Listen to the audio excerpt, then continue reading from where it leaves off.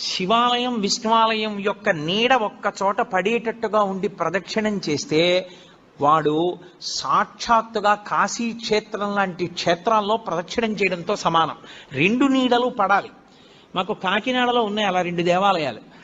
ఇక్కడ విష్ణు స్వరూపం రామచంద్ర ప్రభు, రామచంద్ర ప్రభు యొక్క ఆలయం, ఆ పక్కన శివాలయం రెండు ఉన్నాయి. రెండిటి మధ్యలోంచి ప్రదక్షిణం చేస్తారు. శివ దర్శనం చేసి రామదర్శనం చెయ్యాలి.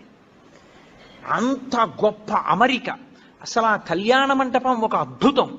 ఆ కళ్యాణ మంటపం మీద 27 నక్షత్రాల యొక్క గుర్తులు. అవి నిజంగా మీరు చూస్తే ధన్యులు. మీ పిల్లలకి చూపిస్తే ఎందుకో తెలుసా?